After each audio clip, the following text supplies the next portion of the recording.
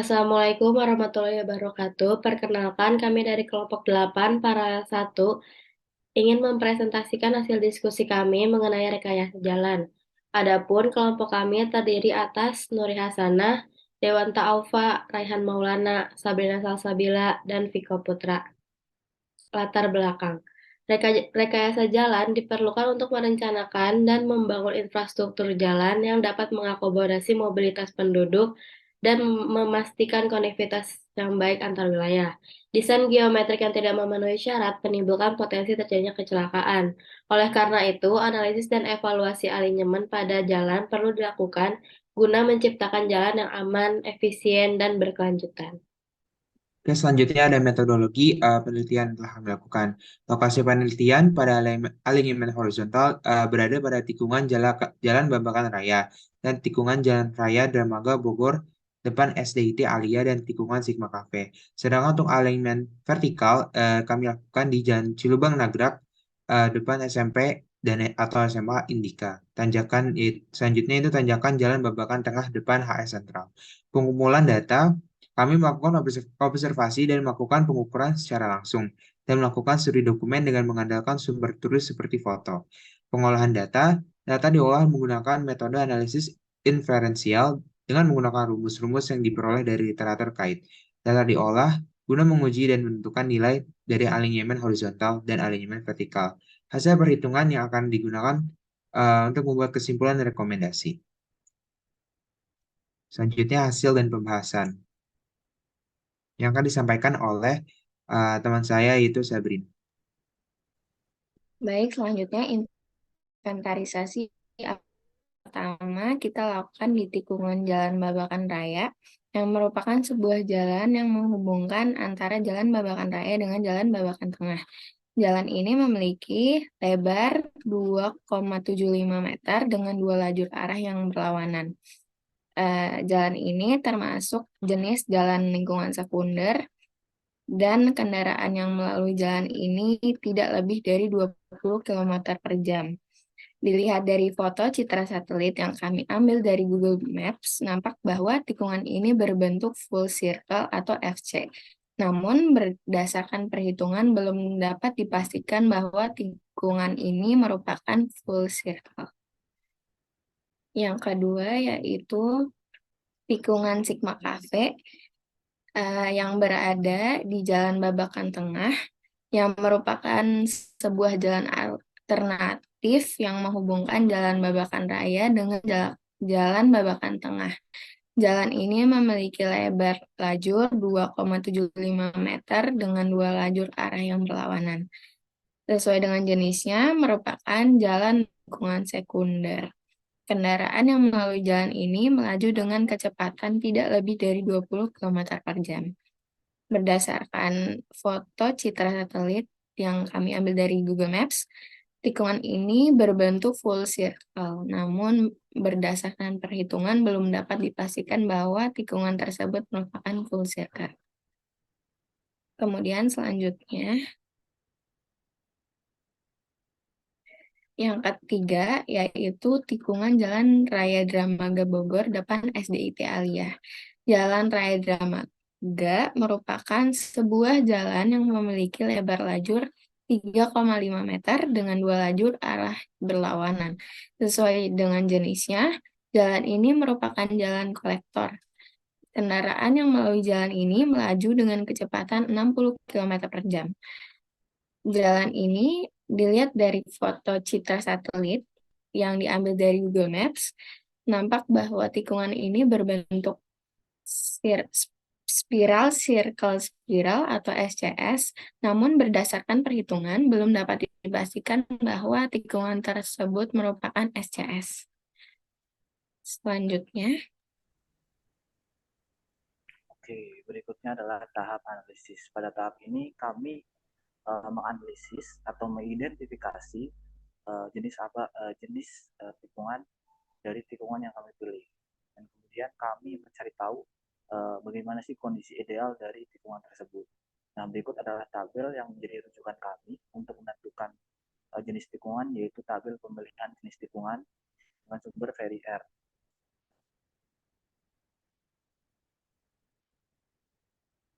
Kemudian ya, di sini adalah tahapan perhitungan untuk menentukan jenis tikungan dari tikungan yang kami pilih. Pada tahap awal yaitu LS dihitung dengan 3 cara, kemudian dari 3 cara tersebut dihasilkan nilai LS terbesar yang menjadi nilai LS sebenarnya.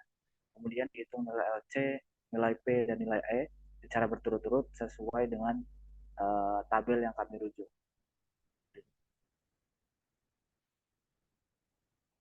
Nah, berikut adalah hasil dari perhitungan kami.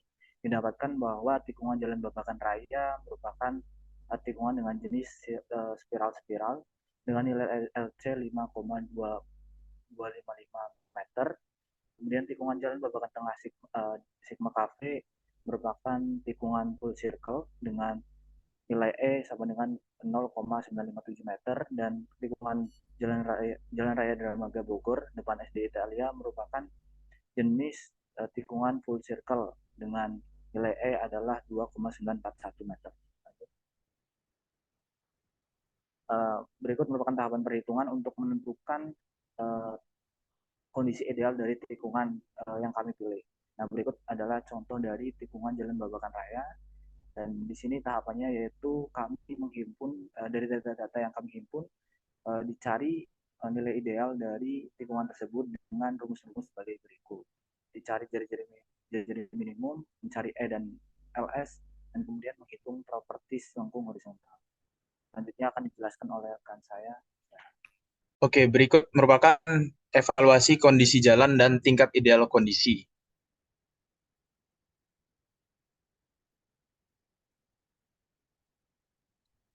Untuk evaluasi dari masing-masing tikungan, pada tikungan jalan babakan raya diperlukan pelebaran jalan agar lebih layak untuk digunakan, yaitu dengan lebar 6,5 meter.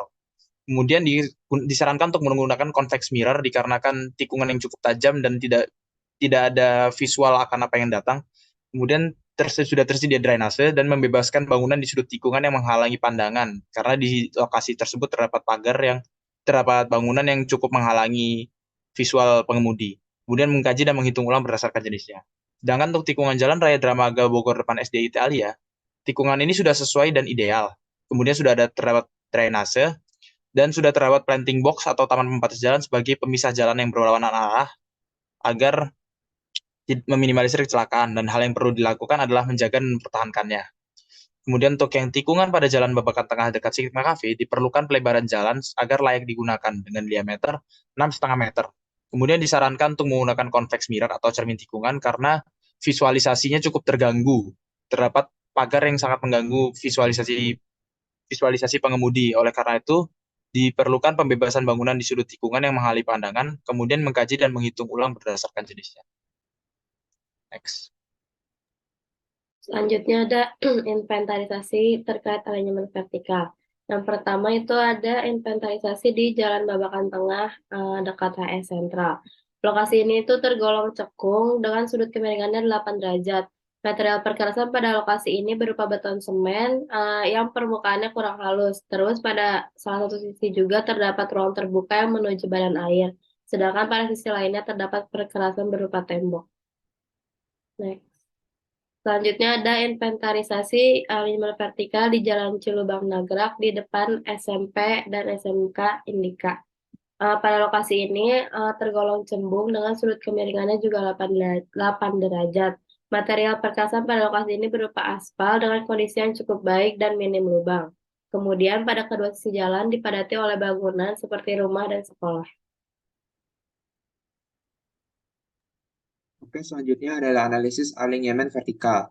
Ini ada tabel yang kami dapatkan untuk menghitung alinyemen vertikal. Yang pertama ada tabel tata jarak pandang henti yang digunakan, yaitu berdasarkan VR-nya 30 sehingga menjadi JH minimumnya didapatkan 35. Dan tata jarak pandang mendahului yang digunakan yaitu 30 dan JD minimumnya atau jarak pandang mendahulinya sebesar 150. Nah, untuk itu kami mengambil 30 karena kami berasumsikan ini adalah jalan lokal, yaitu dengan kecepatan rencana 30 sampai dengan 50 yang cenderung bukit. Nah, selanjutnya ada analisis alinyemen vertikal. Diketahui VR 30 G1-nya 4,44 persen dan G2-nya minus 4,06%. Nah, selanjutnya berdasarkan jarak penyerahan lampu ini pada panjang lengkung vertikal jika S lebih kecil daripada L tidak memenuhi, jika S lebih besar daripada L memenuhi. Terus selanjutnya berdasarkan jarak pandang mendahului, panjang lengkung vertikal jika S lebih kecil daripada L itu memenuhi. Dan selanjutnya panjang lengkung vertikal jika S lebih besar daripada L itu memenuhi. Nah, berdasarkan fasilitas drainasenya yaitu L lebih kecil sama dengan 425 meter. Dan berdasarkan kenyamanan kendaraan, L-nya dihasilkan L lebih besar sama dengan 25 meter. Nah, inilah kesimpulan yang kami dapatkan dari semua data yang telah kami analisis dan hitung pada Jalan Cilubang Nagrak. Nah, selanjutnya adalah analisis alignment vertikal, yaitu berdasarkan jarak penyerahan lampu, yaitu panjang lengkung vertikal jika S lebih kecil daripada L, yaitu memenuhi, dan panjang lengkung vertikal jika S lebih besar pada L tidak memenuhi. Nah, selanjutnya saya akan langsung aja kepada slide selanjutnya. Nah, ini kesimpulannya berdasarkan hasil analisis dan data kami.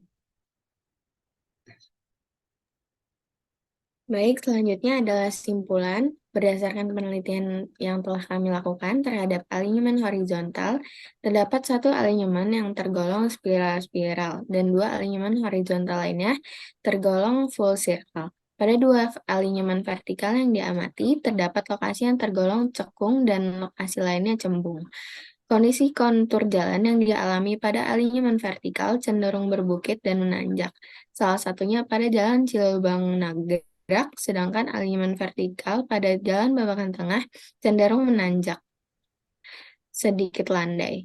Hasil evaluasi kondisi jalan didapatkan kondisi kedua alinyemen relatif optimal, beserta rekomendasi yang kami sampaikan.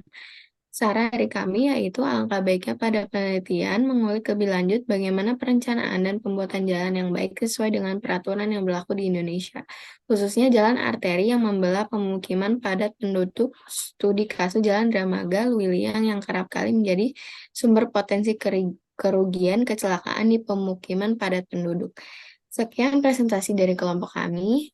Kurang lebihnya mohon maaf. Wassalamualaikum warahmatullahi wabarakatuh.